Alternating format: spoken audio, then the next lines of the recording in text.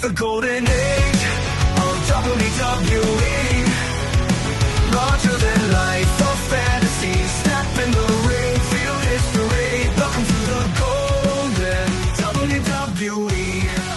It's question time right here on the Golden Era podcast with Sean Mooney. Sean, are you ready for the questions from the fans? Let them roll. I am very excited today. And a little special surprise at the end. Should we tell them about it then? Oh, we got to wait it to the end. You know, you make them fast forward or try to stick around for the premiere. We'll see how they do here. But today, it's a Q&A with Sean Mooney. And these questions are coming from Instagram, Facebook, and YouTube. So we got them all around. And we're going to read off your names. So if you ask something offensive, well, your name will be read. From Brian_McFly_1991.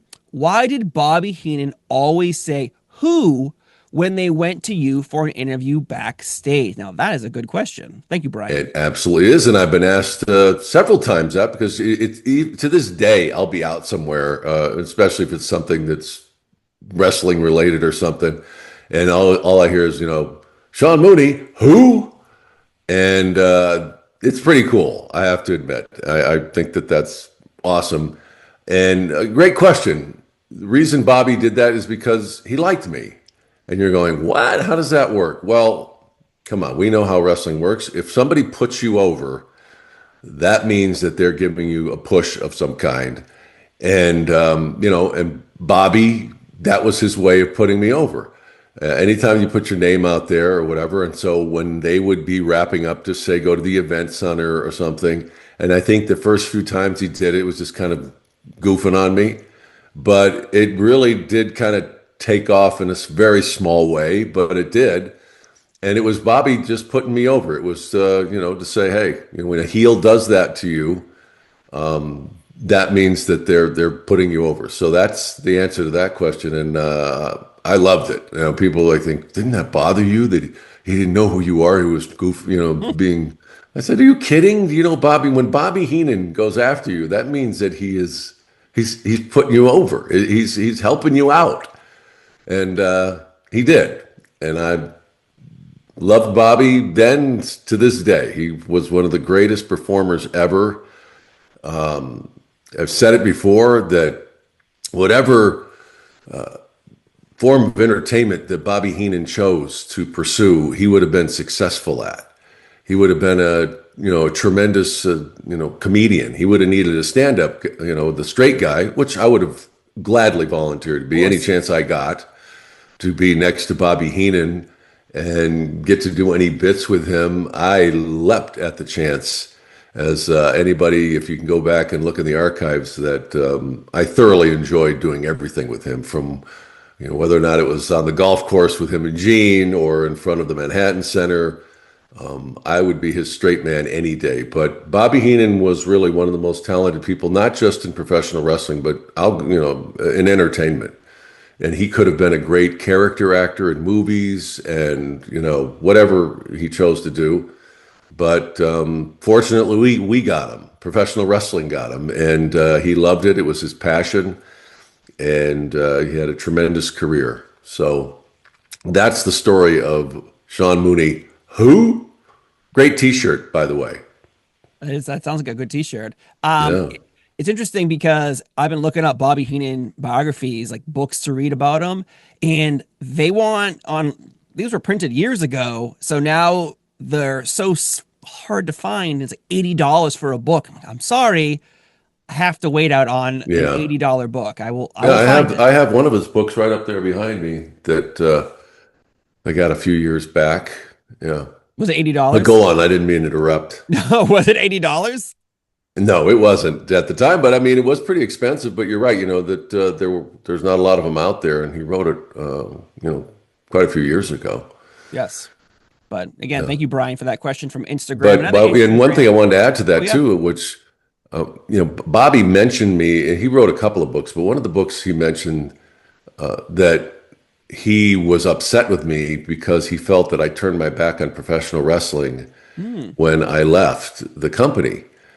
And that was not the case. I never in my life ever said anything disparaging about my career and working for working in the world of professional wrestling. If anything, I've credited it for giving me a career. Vince McMahon, if he wouldn't have taken a chance on me, I would have never done what I was able to do in my life. So never. I've always credited it.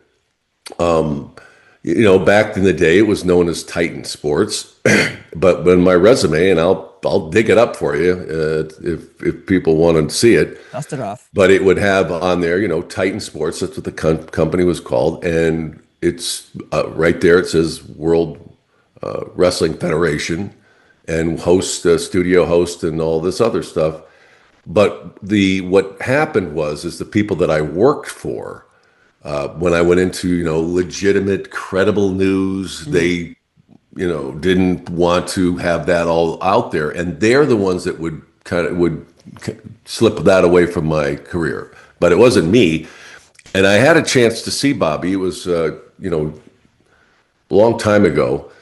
And he was he was in the throes of, cancer and really couldn't talk. But, I had a chance to see him and sat down with him briefly. We were at a show in New Jersey, I think it was. And I just told him, I said, Bobby, I just want to make sure you know that I've never been ashamed of working in professional wrestling. Mm-hmm. That I always have, I'm very proud of that. And I said that, I can't deny and that employers I had would try and omit that from my career, but it was never me. And in true Bobby fashion, he, like I said, he couldn't speak at the time. He kind of went like this, and then he went like this. Ah! But I think we were good. I think, it sounds like you're good with him now. Yeah, I love Bobby, and I've always regretted, and I know Tony Schiavone's the same way, that, and it's what happens in everybody's life, is that when you're not in their world anymore, you lose touch. And I've always regretted that I didn't spend more time or the opportunity just to reach out to tell him and thank him for what he did for me. That's awesome to hear.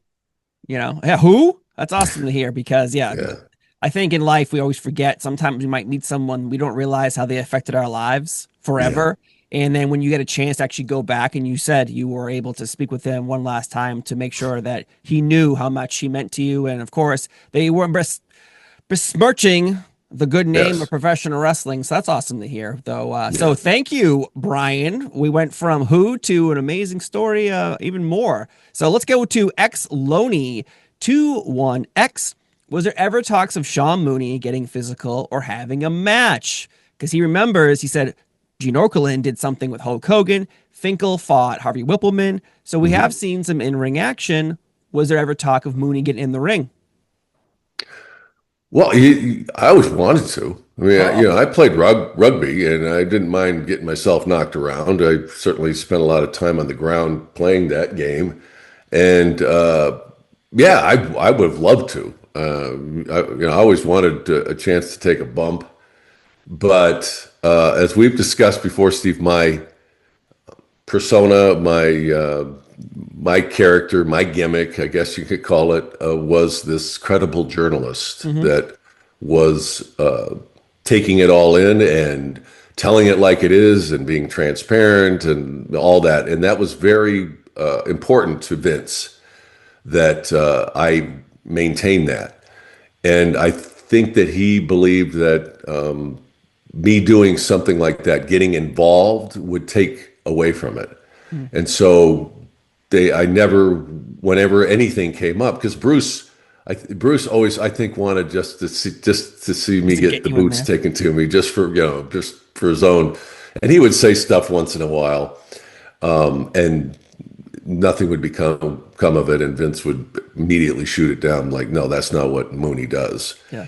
And so I never really got the opportunity. Now, when Ian came along, I was like, oh, this is awesome, because I could to be a heel, maybe, that I could have the evil twin. And if people remember back when all that went on, when Ian Mooney, hosted Spotlight with Sensational Sherri, they needed a host. Now, Vince had stepped in to do it when they kind of went to the studio form of the show, because before that, they had, I think Gene hosted it, and it was kind of in where he was in the control room, and they opened it up, and they had, I think, for a brief period of time, it was Vince and Elizabeth. Wow. Vince wanted to give her more of a role, and probably didn't mind being around her. And Randy was always there too, but I think that and that didn't last for very long. A lot of times he would come up with these ideas and might last a few months, 3 or 4 months, but then he would just be so buried and he just didn't have time to do it. So anyway, when it came down to it, they needed somebody to host. They wanted to keep the format, and Elizabeth wasn't going to do it, so they decided they'd get Sherri. And so I would host that show with Sensational Sherri. And if anybody wondered if I ever got physical or got anything like that, yes, it was during that period of time, because Sherri used to beat the shit out of me.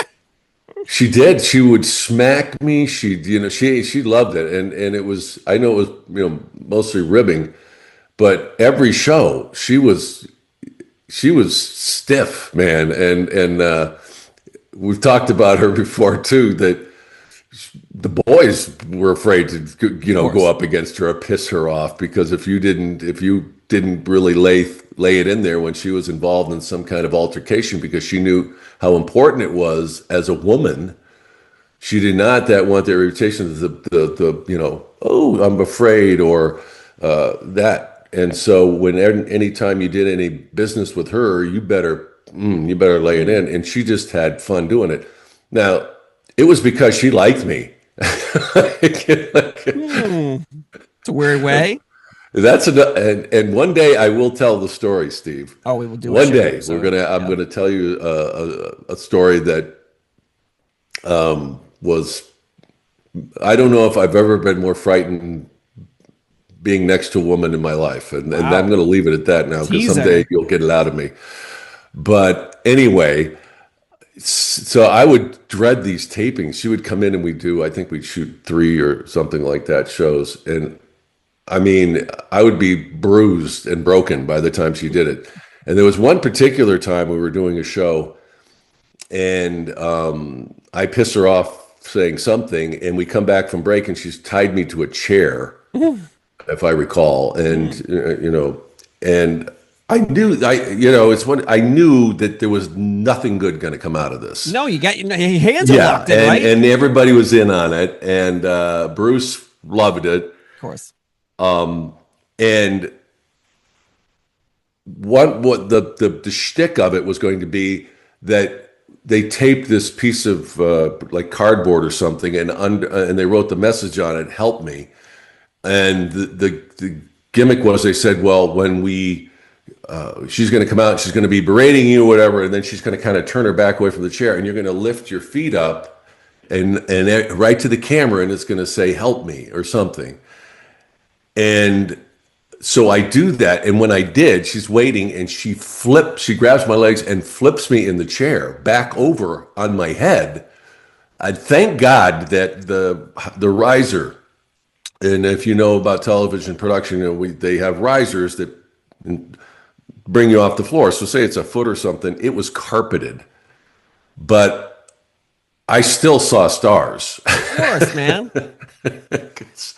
Because I wasn't expecting it, and it was like full force. She, flipped me up. I think that's the first thing that hit was my head, and that exists somewhere out there.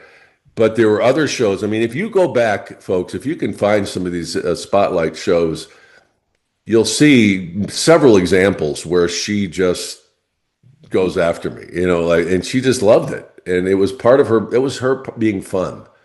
For me, there's another one where, as we were wrapping up the show and she's mad at me for something, and she starts throwing. The deal is she's going to start throwing things at me. Oh God! And initially, it's papers. It's kind of like offset, and then boxes, and then she starts throwing harder objects, where like a stapler or so, like what the. So she had a lot of fun with me. So far as getting physical, that was my experience, but it was Ian, Sean Mooney. That pussy always was protected, but Ian was fair game apparently, and Sherri took full advantage. And but I loved her. She was great, and I give great, unbelievable credit to her for what she accomplished. She did not get enough credit for what she did, and as far as women in professional wrestling, because not that we didn't have women in professional wrestling back then, but they were gimmick matches. You wouldn't see the women really come in unless they needed to fill a card. I mean, it was the same as kind of like midgets back then. Same thing. They had a champion, and I think at the time, even in history, where we had a women's champion, and instead of having a match, she sang the national anthem. They were separate. You didn't mix the two. You'd have women's matches and maybe one or two or whatever. And Sherri changed all of it because she showed and proved that she could stand toe to toe with those guys and be a part of these storylines and enhance them. Of course. And so the list of women who have contributed to professional wrestling is certainly long. There's no question about that. But Sensational Sherri is got to be near the top. I mean, right there with Moolah and all these women that blazed the trail. But it was Sherri who crossed over, and that changed everything. And I hope that the women that have done well in professional wrestling will think back here and then and say, she deserves a lot of credit for what we've been able to accomplish. I agree. I think China gets a lot of love versus how Sherri, I don't know if it's suddenly not forgotten, but not as much as remembered based on ages of wrestlers in today's world who are coming up. They remember growing up seeing China versus something like that, like Trish Stratus and Lita, or a different bracket of age. Like it keeps changing over the time. But I do want to say J Rocker 69 did ask about Ian. He wanted to know when will he be on as a guest on the Golden Era podcast. And so I wanted to make sure J Rocker 69 is a loyal listener to all the Golden Era podcasts we have going out there. So I want to make sure. Thank you, though. You did talk about Ian, so we got the question in. So I'm happy we got to do that for J Rocker. So thank you so much. That would be awesome if I could, find the bum. He still owes me money. He owes you 20 he's bucks, out there, and I know that he tells people he's me, and it's ugly, Stephen. It's disgusting. We did do a podcast together. Yes, you did on Prime Time early years ago. Yeah, episodes of Prime Time with Sean Mooney. You can go to the site. It wasn't a great conversation with him. I tried. I tried to find a bridge, Steve. Really, I did. After all, he is my twin. And and it comes down. It comes down, I think, to mother issues. Mom always liked me best. I'm sorry. He was always causing trouble. I was the good son. It's sordid. Okay. And maybe one day, maybe you'll talk me into it. Maybe we'll be able to find him. I'm not calling him. I'll call him. I may, I could probably find out where he is. I hope. But I'm not ready again. J Rocker okay? 69. Can we leave it at that? We'll leave it at that. I'm like, Now you're thinking about, now the motion's coming up. Let's move on then from this is from Facebook. Stewie John Palmer. How is it doing the WWF Events Center for for the UK shows in the 1990s. As a kid, I loved your pronunciations of cities and towns the WWF would visit. I'm a huge fan of the show. I'm glad it's back. For both of you, did you do a fantastic job? Well, thank you for that. Yeah. But yeah, that's a good question. How did you know the pronunciations of those cities and towns? Well, it wasn't as easy as it is today, where I could have those answers in less than 8 seconds with the Google machine. Of course. But they had almanacs and encyclopedias, and they had a library in Stamford I would go to and Wow. read up on stuff when we started doing stuff in the UK, and because that was always important. As Gene was a master at setting a location, I think is the best way to put it, where he would take in wherever we went, and he would, and I don't know, he would put it up here. I had a notebook, a little binder that I would keep, and when we would go to cities, because this was what he told me early on about, you go somewhere, take note of a bar that's near the arena, take note of, some landmark that's nearby or something, and read about the city that you're going to be in, whatever it's known for, the city of 1,000 beer kegs or something, whatever it was. And you throw this stuff in there. And so by the time we started doing stuff for the UK, I'd been doing this for a long time, really at that point. And so the formula was something that just went along with it. And what was great about it is that I really was the only real localized voice, if you know what I'm saying, is that I could, when I was customizing these markets there even, I could pick out areas like same thing. If we're going to an arena, Royal Albert Hall, whatever it was, well, I didn't have to go to London to get a map, and they, those dining books that they would have back then, Condé Nast, and they would have, and I had all those. I guess no, Condé Nast, and I'm saying they had the when travel guides, and I had a stack of those, and the same way I had in the United States, and so it would allow me to, throw in these little references. But I also knew at the time, and it's still to this day, is that, I am a stickler for pronouncing. Now, when being a news anchor in Arizona, and it's, heavily Hispanic culture in the area, and there's a lot of Hispanic names, and I really, it annoys me when you have people who are news anchors or reporters or whatever, and they pronounce a name and they really, ethnicize their voice. I don't know if that's a word, but it's too much. Suddenly there's a way to pronounce it correctly and not sound like you're, patronizing people with it. And that's always been really, really important to me. So it was the same thing back then with pronouncing English, towns in the UK or cities in the UK. And as well as I do with, New England, for example. Oh, yeah. There's a lot of places you just have to know how to say it. Of course. It's not Worcester, it's Worcester. That's right, You damn could go on it. and That's on. right, Mooney. Yeah, Thank right. you. Okay. And so it's the same thing that you think you know how to say it, you make sure you know how to say, that you hear it, that's how they say it there. And that was a valuable lesson to me then, and it's been valuable to me my entire career. I don't always get it right. I'm not saying I'm perfect, but I make the effort to try to be perfect, get as close to it and make sure I do it right. And that's a great question. I'm glad you appreciated that, because I did put in the work. Damn it. So thank you so much for putting Yeah. in the work and actually knowing what you were talking about. Here's a good question from Nove123. This is from YouTube.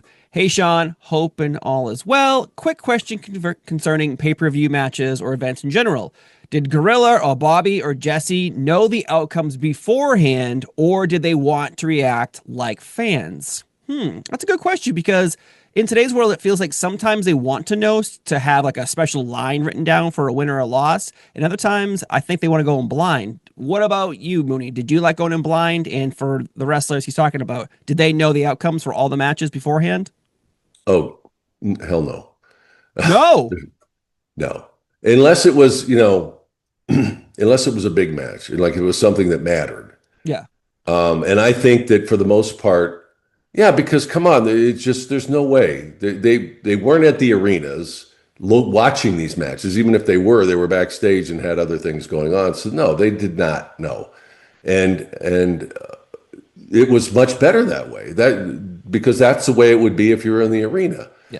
If it was, if you were saying, no, watch this because coming up he's going to do this, because I've seen it, you want that, you want their reaction, and I think everybody felt that way.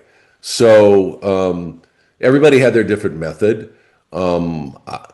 I can't certainly deep dive into how Jesse did it, or I knew that he would have definitely prepared material that he knew he was going to get in, especially for those those opening stand-ups he did with Vince. They weren't scripted by some writer or anything. That was all Jesse. But he would tell Vince what he was going to do, or so that there weren't surprises or whatever. But those were all him, and the same for Bobby and Gorilla. So no, and I did thousands of matches, those for international, and once in a while for stuff you could actually see in the United States. And Alfred and I would just go in there and you roll and let's get your natural reaction to this is as if you're in the arena, and they wanted it that way. And it was also for time constraint where you would never have enough time to go through and then watch the matches and then do play by play. Didn't work that way. So yeah, and I, like I said, you'd absolutely prefer that. You don't want to have that. Then it would be very controlled and fake. Of course. Yeah, because in today's world now, it's like you watch when they go international, Raw or SmackDown will air actually when it's airing internationally. So the spoilers don't end up coming out later on, because when you air an episode that already happened, fans are tweeting and it's ruined the entire experience for people. So it's interesting that the commentary team did not know the results for certain things. Obviously, like, Hulk Hogan versus certain matches, you're going to probably know the outcome, which is again amazing to hear. But from Jared.England.75, this is from Instagram. What was your favorite Coliseum video that you were a part of? Now, that's a good one, because there's a lot of videos out there. It's not the matches that are getting highlighted. It's you in a Star Trek outfit, or you with a piece of paper being caught on fire, Westerns. But like for you, do you have one that you remember constantly? Like, oh man, that was so much fun. Oh yeah. Well, I'm sure if people were fans of those Coliseum videos, you remember, and I've mentioned before that, they started out, they didn't know what the hell to do with us. And it was Alfred and I basically going into the prop closet and just grabbing shit and coming out and saying, okay, what match are we going to? Oh, tugboat. Okay. Yeah. But then we started to get more sophisticated with our production, because those tapes were selling. Oh, yeah. And so they started to pay more attention to what we were doing. And we had a full-time producer that put those tapes together and then would also shoot the on-cameras with us. And he had a pretty good imagination, Kevin Granith. His dad was a big executive with ABC, and so the genes were good as far as creative television. And he would come up with a lot of these scenarios. I remember I did one, a Rod Serling one that we did in black and white, where I did an awful Rod Serling imitation, and but some of the bigger productions were, of course, the one we did with the Star Trek, where we did all the green screen in the studio, and they did that was a lot of fun, and Alfred had a blast doing that and playing Scotty. I can't get no power, Sean. Like, and they actually, did makeup. We had some of the people that got to be in that, and they did makeup. The alien or different people in that. So that was a huge production for that, and that was a lot of fun. Yes. Again, a bad impression, of Captain Kirk. But that was a blast. And then the other one that I really, really liked, God, you brought back a lot of memories as far as when we got how much fun we had doing those. I did one where I did a Patton one where they had me with the big American flag behind me. Oh, wow, really? And I had the whole Patton gear on with the stirrups, the what do they call them, jodhpurs or something, whatever those pants that Patton. Remember the scene where he walks up and he addresses all the troops, and when you put your hand in some goo that was your best friend's face, and so we did that, and then I did like this really over the top. It was kind of a cross between Sergeant Slaughter, and where I was an Army sergeant, and I had the whole gear on, and they put camouflage on my face. And we got a Jeep. We rented an old Jeep, Army Jeep. So that to me, get out of the event center and go and get to shoot those things. Oh God, I had a blast. It was so much fun. So what was fun about it too is it was just kind of the sky was a limit. Whatever we wanted to come up with at some point, they would just say, okay, we'll make it happen. And it might be cheesy and everything, but it didn't matter. It was still fun. So. I don't know how many there are out there. Coliseum videos? Yeah. Oh, it's endless. They keep loading them. I don't know how many I hosted. They go on the WWE Vault YouTube channel lately, and one of them though I put on, it was you, but you're just at a desk. You're like, oh, we're talking about the best of 19 something, and it looks so just. You're at a desk and that's it. And then you go to another one. It's like, there you are dressed as Captain Kirk. It's like, wow, where did the production value when someone looks at the budget of the year be like, so we spent how much on these videos now? Yeah. Yeah. But they were making bank of course on those. And I told you that I thought I was brilliant because I, made this deal. Linda McMahon was the one who negotiated contracts. She negotiated my contract. I would sit across from a desk from her, and we'd come up with my whatever they're going to pay me. And I remember the one year, and I'm like, I'm doing a lot of these Coliseum videos, and I'm not getting anything extra for that. And and the other guys get, Bobby would mention stuff, and Gene, and they were like flying first class, and I'm like, man, I got to get some of this. So when we went into the negotiations, and I said, to Linda, I said, I'm doing these, she gave me whatever the figure was. And I'm like, yeah, that's good. But I wanted to get to this point. And she's like, really? And I said, well, I don't know how many videos I'm going to do this year, but I said I did this many last year.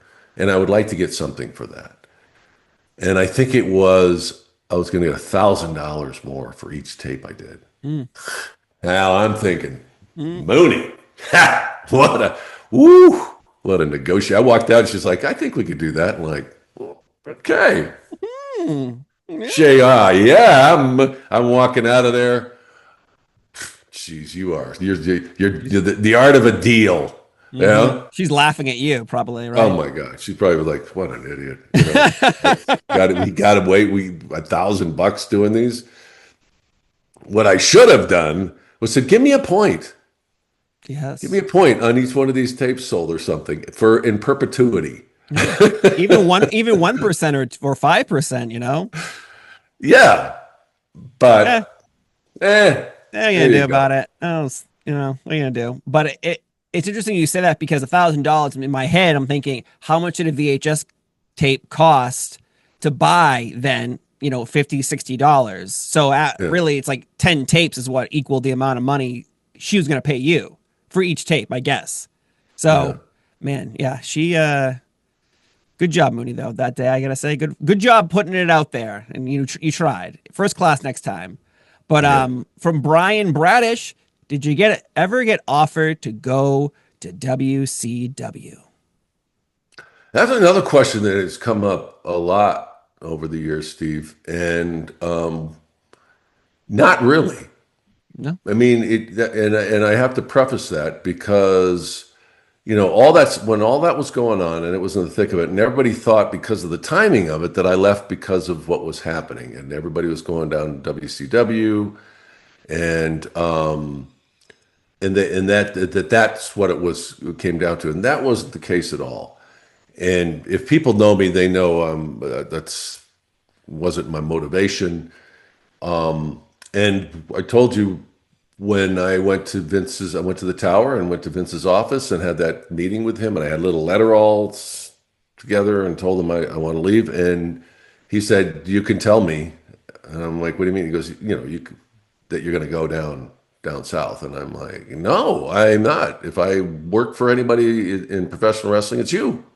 And I meant that. That was not a question in my mind.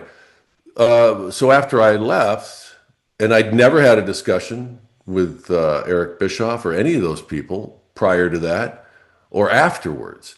Now, I do remember, and I've asked Tony about it. He does not remember it at all, but I seem to remember that Tony did call me. And we weren't best of friends, but we were, good friends. Mm-hmm. And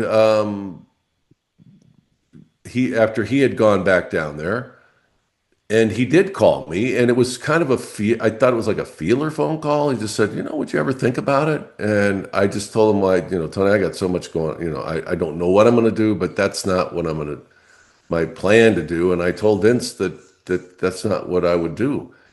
And but he doesn't remember the conversation because when they had me on with him and Conrad a while back. But that was the only time. I never heard from Eric. And I did a podcast with him a while back. And when I did kind of mention something like that, it was kind of seemed like, well, that was never a thought in my head of bringing you down there. So You're like, all right then. yeah. But Right. not that I would have taken the opportunity because really that's not what my plan was, but it would be nice to be wanted and throw some big numbers at me. Yeah. But the answer to that question is that never was really part of for me or for them. I don't know that maybe they were chock full of announcers in their mind then. They didn't need me. And when Eric first got there, he did what I did, basically. That was his job. He did the backstage interviews, and people used to compare us all the time, saying he's the Sean Mooney down there. And so I don't know. But the answer is that never was really something that was being discussed in my camp or apparently theirs either. So Wow. there you have it. I think you and the NWO colors would have been a very Yeah. Part of nice that touch faction. for Maybe I could have gone down there and been a heel. Finally, Missed my chance. I know it would have been interesting to see you be like the NWO's interviewer. Like they wouldn't let it be Mean Gene. They'd be like, "Oh, we got our own guy," Yeah. NWO Mooney, because like Dusty Rhodes joined, Nick Patrick joined. There's an endless list of NWO members. There's even a trivia contest online about that. So Yeah. I think it'd be it would have been interesting. But yeah, no Mooney in WCW. Interesting. This one's from Doug Hummer 8731. Now this is a question I used to ask all the time because it's 100% newsworthy, but I also want to make sure we respect the dead here. But the question is, Was there ever a wrestler that you had heat with and a wrestler you didn't get along with? Because obviously in wrestling, everyone's not your friend. But with you, did you actually have personal beef with anyone? Not like a professional way of like Warrior being crazy, like a beef. Well, I've told a story about Randy with that situation where he tried to get me to bow down when he was the king. And we had, I don't know if you call it a confrontation, but I did have a conversation with him about it, and that could have gone south badly. Where we're at MSG, Madison Square Garden, and then he had tried to during one of the promos, he kept bow to the king, and he kept pulling on me to come down, to get down on my knees, and went over the line a bit. I wasn't. You'd seen Warrior would grab my lapel and stuff like that, but it wasn't to the extreme that Randy did. And so I knew I had to do something because it would impact me doing other interviews with other superstars. And so when I saw him, it was during one of those spotlight tapings when Elizabeth was there and they were in town. And I was doing the event center, and I grabbed him and we went in the green room. And I remember saying when we went in the green room and I shut the door, and I'm like, whoa, geez, it's just Randy and me in here. If this doesn't go well, I got nowhere to go. Wow. And saying to him, Randy, you can't do this. What do you mean, brother? And told him what you did in that interview.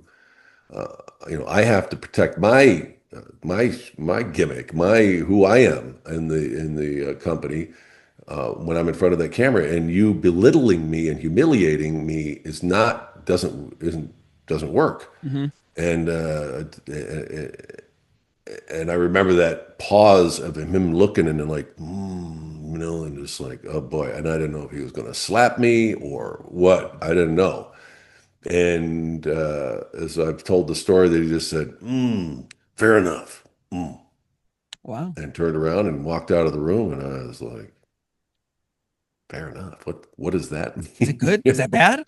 But it meant, okay, we're cool. And I got it. And from that point on, we were awesome. As far as, other guys, there were people that I definitely stayed clear of, just because of I knew who they were. And I mentioned before too that I knew that what I did I had to protect as well, and so I didn't ever really fraternize with the boys at all. And there were just some guys that just had a bad aura, and like Tom Billington, he was one of those people. Sid was a guy that he was awesome, where you'd have a great conversation with, but something could turn him, and you would be like, whoa, what the hell was that? So I always kept it very peripheral. I didn't really, and certainly you're not going to voice your opinion. I knew more than enough to don't ever put your 2 cents in about what they do. And so, for the most part, I never, ever really had any other issues. And, because I stuck to that. That was and you had to be prepared for the ribs that would come and just not react. And some of them, it was bullying. There was no question about that. Of course. That's what people did. Recently I heard Todd Grisham tell a story about how when he first got there, and I gave him a heads up about, that stuff comes with it. But he'd gotten advice from other people too, to don't go there. And he tells a story where I don't remember who the wrestler was, but had put out that this guy, he's going around telling everybody that wrestling's fake, just to stir it up, and really took some pretty serious hazing for it, but never buckled and didn't say, I didn't say that. He said that. He knew enough to don't throw it back, because then that guy's going to come to you. You calling me a liar? So, it was Sounds like prison. And this was, this is even, much later after I was there, it was still going on. So you can imagine what it was like when I came in. And so I just was just very careful about crossing that line ever. And I did make some good friends, Hacksaw and Coco, but I knew after knowing them for quite a while that I could trust them. They weren't going to do something like that. They weren't going to set me up for some big rib or something. And you just had to make sure that you were, and it's true, you had your guard up. It's the whole thing. Don't fall asleep on planes. And never, Yes. Don't go to their hotel rooms. Don't hang out at the bar too long. I'd go down, have a pop. If I wanted to drink that or so, I'd take it back to my room. But I just knew better. Do not, but don't, it wasn't that you'd never see me. I'd go, hey, what's happening? Have conversation like that. And then boom, I'm out. And that's, and see, that's something I've lived through forever too. That was another lesson that stayed with me through life, that, we always have the, television stations and always have parties. Yeah, everyone has parties. It's, Christmas time or whatever they're celebrating. We'd have Olympic parties here with me working with NBC, and I go to the functions. I am as friendly and outgoing and whatever, joking, everything. And I'll have one drink, or that's it. And my wife knows too. Like, hey, we're out. Any other social functions where I feel safe or wherever someone's home, it's different. I can be who I can just let who I am. Mm-hmm. But on any business function, that you're still working. Never. Here's advice for you out there. Never when it's anything connected to your employment that keeps you employed, a function. Just because it's a party doesn't mean they're not watching. You're not going to be impacted by your actions. And I have seen it time and time again. You've all been there, where the too many cocktails, saying what you shouldn't be saying, hitting on somebody you shouldn't be hitting on, and it's real ugly on Monday morning.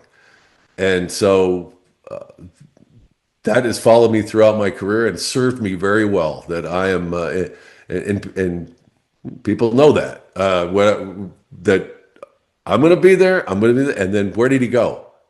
What did they say? The Irish goodbye. You don't go and work the room and say, great to see you, whatever. Just suddenly you're not there. You're like, big joke. And like they think you're going to get another drink. You're gone. So there you go. There's a little piece of advice, though. Good life advice. You're always right. remember that. Whenever you go to a function, if it's got anything to do with your employment, you're still working. Yes. You are right. You are right. I have been overpoured. Advice from Mooney. I have been overpoured at many Christmas parties Yes. when I worked for NBC for 17 years. And eventually when you get sick, you're like, it was food poisoning. It was food poisoning. Yeah. But you've seen the other idiots too that just the bosses who are like thinking that no one else is in the room, like you're like leaning to hold yourself up, right? Like this, do you not know this? And then everyone talks about, did you see so and so? Did you see so and so? Yeah, do the Elaine dance. We don't want that. A little too close to the personal assistant. Boy, oh boy. I signed a contract that said I wouldn't say anything, so I have to keep moving on. From Jason72818, have you ever been in a WWF video game? He says he remembers you were on WWF Rampage on Omega in the early 90s. And that's just another... Do I have residuals coming, Steve? Because I haven't seen any of those checks. No, but do you remember there's an account out there who he talks about wrestling, but he posts every day of these videos like that are not online anywhere. And one of them was you in the video game as the interviewer. You don't hear lines, but it's clearly you holding a microphone. So were you ever asked to be in one? And are you shocked to find out that you actually were in one, but you don't receive anything? No. Nope. Missed that too. Isn't that weird? How is it even allowed to put you in a game and not acknowledge that you're in the game though? Well, even then the contracts contained, the likeness and those Oh, kind of clauses. So I think that you can pretty much lean on that they own you, okay. your voice and likeness, and it's the NIL of back then in the day. But they still have those clauses in all the contracts you sign. So in a sense, you took them to court or something. That's probably what they would be able to lean on, and you wouldn't have much of a chance. And I think if what he's talking about, that could have been anybody. I think I've seen somebody sent me a snipped clip of it or something, and it's just one of those pixelated announcer things. So I think it's me from then, but you know what I mean? It's not like it is today where shoot, you can't tell the difference with the AI generated stuff. But Oh well, yeah. Let me see. and that's cool. I'm glad I was in that. But as far as me thinking I'm never going to see any compensation from that now, but I would have loved to. I hear it's pretty intense, at least back then. Probably now they can generate your voice and you don't have to go in and do, thousands of words or something that they would put into these games. But, back then I think, it would be a couple of day thing where you just have to keep reading these phrases and stuff over and over again. Oh yeah, It's probably pretty easy now. And then you just sit back and wait for those checks. Yeah. It's just so it's Show me the money. Show me the Mooney. I tried to Show Google me it really Mooney. quick. I tried to Google it really quick, but it didn't pop up.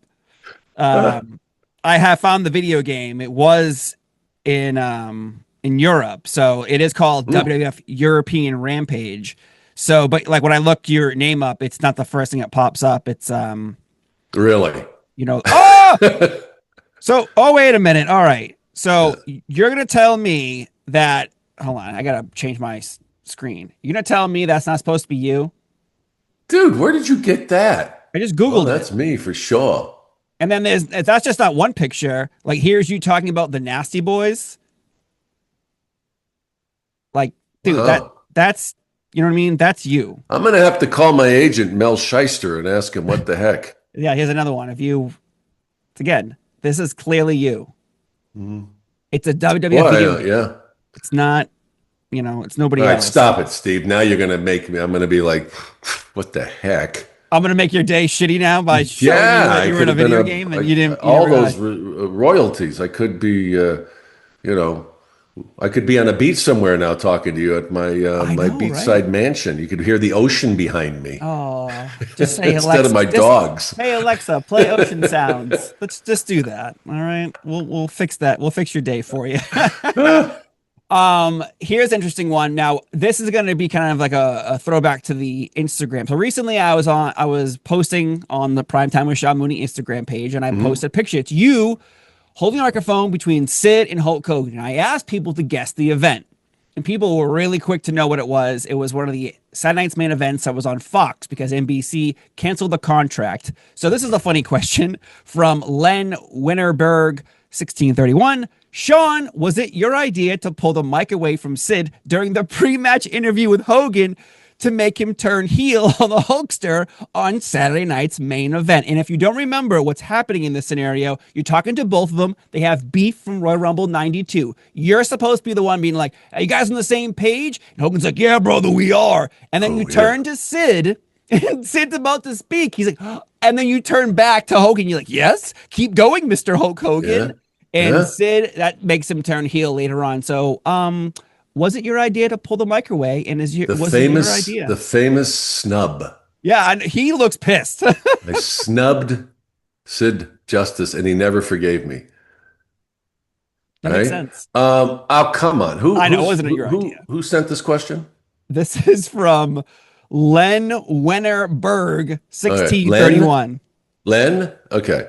Len, let me tell you, first of all, it was a Saturday Night's Main Event, right, Steve? Yep. Okay. Those shows of everything we did at the time were so scripted. They were down to the minute, down to the second, as far as what we did in those shows. Those you talk about pressure. And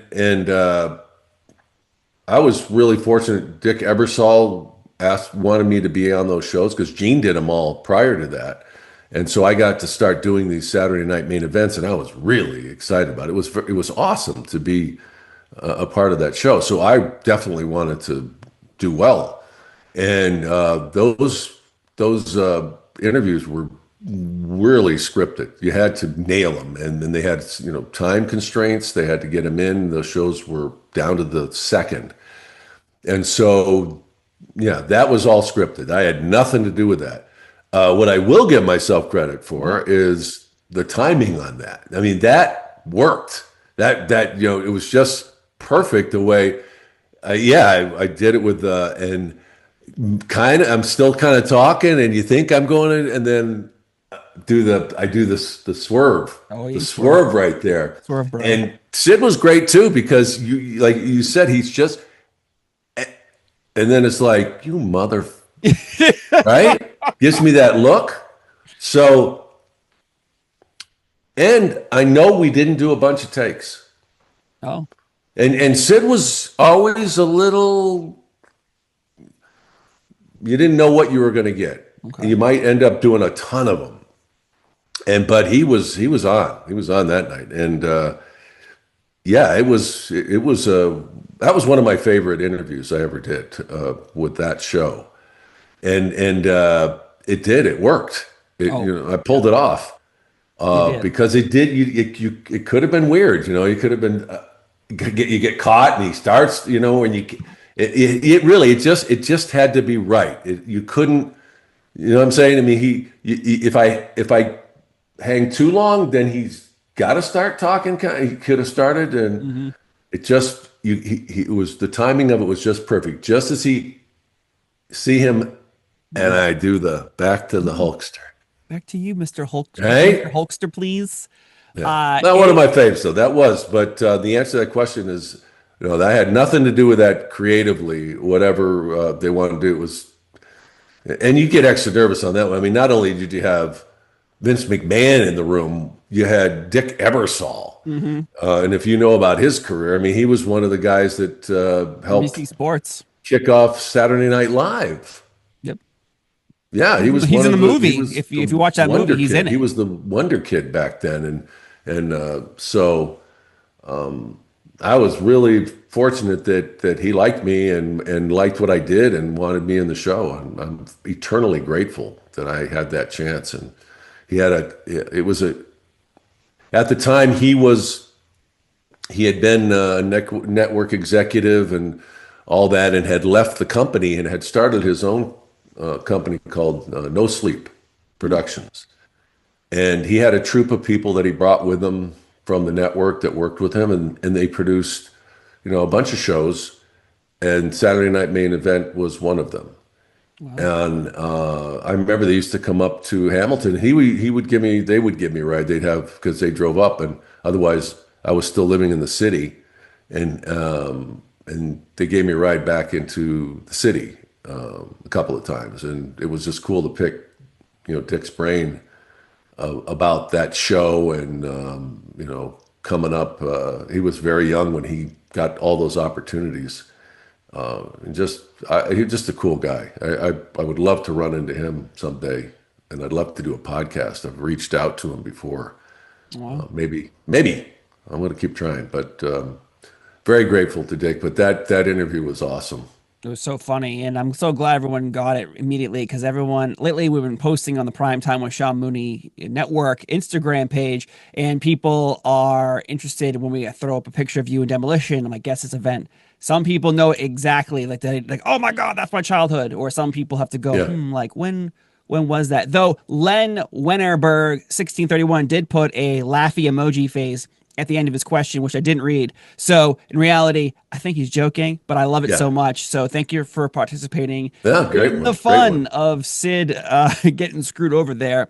It's so funny. From Derek Viotro 784. Hey guys, love the show. Any thoughts and memories of working with his all-time favorite Lex Luger, both in and out of the ring? Now, when he came in, he was first the WBF, and then, of course, he eventually transitioned to the narcissist, or narcissist, as Bobby Heenan would say. So what are your thoughts and memories on Lex Luger, Mooney? Yeah, back then, and if people know the story, how he ended up coming to the WWE, that was a big get for Vince. And at the time when he was supposed to come in, then he got into a bad motorcycle accident and was banged up pretty good. And so this was also at the time when, Vince was trying to get the WBF going, World Bodybuilding Federation, which we should do a show on someday Yeah, too. I'd love 100%. to talk about that. That was all hands on deck, and oof, there's a lot of great stories about that. But the idea was because Lex was he was an incredible physical specimen, if you remember back in the day. My God, rivaled the Warrior and anybody else that was known for their physical presence and what they look like. And so the idea was, okay, well, we can't get him in the ring Yeah. right away, but we'll have him help promote WBF, and eventually we'll make that transition over. And if people, because he does a lot of shows now, and people probably know of his physical situation now. He's in a wheelchair, and I know, Dallas Page is helping him, but he's really been in bad shape for years and years and years, and he is nowhere near what he was by any stretch of the imagination physically. But I remember the first time I met him, since I had had the chance to work with him with the WWE, and it was at a show, and I remember looking over and thinking, who is that? It's like he know that, but he just was. God, I couldn't have weighed 170 pounds or maybe whatever, but and just not able to really move. But man, the nicest person in the world. And people know Lex. He has found great comfort in his faith. That's really, really important to him. But he's just found peace. And you would think with all that has happened in his life that would be so difficult, especially after what he was. But at the time, he was not the nicest guy in the world. He was very full of himself, and rightly so. If you had all that and it's all thrown at you, and you're this tremendous athlete, you would probably be the same way. And everything all had to happen in his life for that to put him in another place. But at the time, he was not the nicest guy in the world, and I just remember doing stuff with him, but it wasn't always fun, and made you wait, and it was everything that comes along with being a massive superstar. And it's interesting too that we talk about, and he was huge, WCW. He was huge, Lex Luger. But he was another example of when a guy comes in and everything they did, that whole American kind of shtick thing. What they had him going around with a bus, and the big performance on the aircraft carrier with Yokozuna, and you can't get a bigger push than that. And for whatever reason, it doesn't work. And that was the case, and it still baffles me when you look back at some of the people that came through the WWE after being massive superstars, or they weren't superstars then, but massive professional wrestlers, so popular, and just not being able to get over when they came to the WWE, and Lex was an example of that. I didn't really, honestly, get to work with him that long, or had a chance to really find out who the guy was. I just know at that point, and he admits it too, that he wasn't the nicest guy in the world. He was, and could be really tough to work with. Well, thank you, Nove123, for that question. And our final question here on the Sean Mooney Q&A. Big Josh Hinkle 2 wants to know, if Hollywood made the Sean Mooney movie, which actor would play Sean Mooney? Wow. Tough ones here. I guess I can't get away with Tom Cruise, huh? Or, It could be anybody. how about John Hamm? There you go. Holy shit. Yes. I think that would be great because I think he's a great actor, but he's got a great dry kind of sense of humor and self-deprecating and that's all me, Steve Fall. So it's a natural, right? Huh? Yeah, it works. But I can't think of anybody else. But I think he kind of has that. Yeah, John Hamm that'd be fun. I'd love to see him play it, but I don't think it's going to happen. Well, just saying. I'm just saying. You never know. So just saying. Just saying.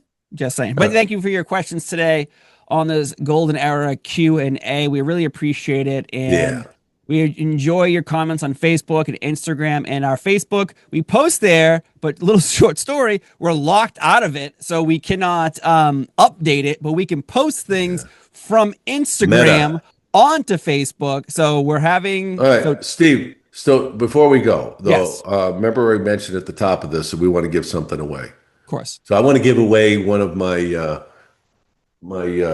should I get it? Grab it. One of your awards back there? Oh man, your Peabody Award. Yeah, that's another story. But here, one of the action figures. Very good.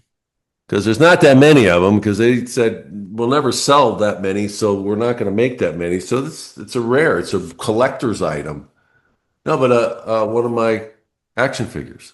How can we? What's the best way to do this? You know how all this works. Well, I think right now we're sitting at a cool 4,000 plus subscribers. When we hit 5,000, we need you to subscribe right now. Share this with your friends. When we hit 5,000, we will give away an action figure. When we hit 10,000, we'll give away something even bigger. 15,000, 20,000 as we keep growing this empire. So 5,000 subscribers, people, tell your friends because nostalgia is the greatest drug there is, and we're giving it to you right here with Sean Mooney in the action figure. Hitting 5,000, we'll give away that amazing action figure for you. He'll even sign it. Will you sign it? Hell yes. All right. Hell yes. That's going to, you know what, Steve, if I sign this thing, it is going to be worth $3 more. Yeah. So, 5,000. Wow. This is coming. Is that enough? Is that too much? Does that look like me? Maybe. Look how handsome that lad was, huh?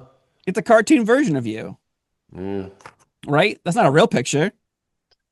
It's just a cartoon, just like the arcade video game that's out there somewhere. Oh, again, God, you had to remind me of that.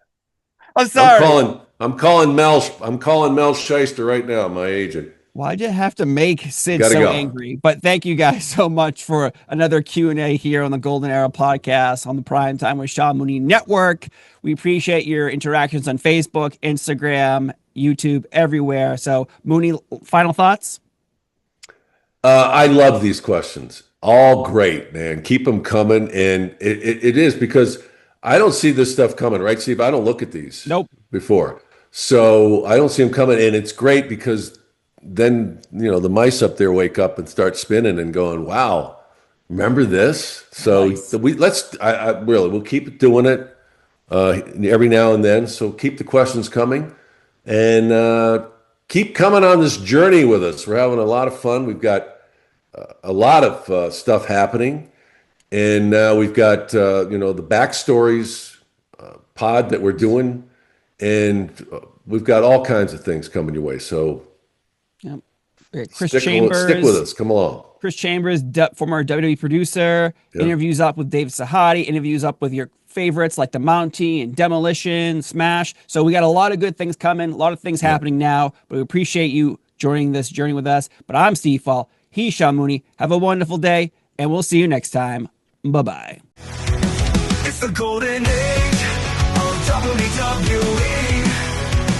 Larger than life of fantasy. Step in the ring, feel history. Welcome to the golden WWE.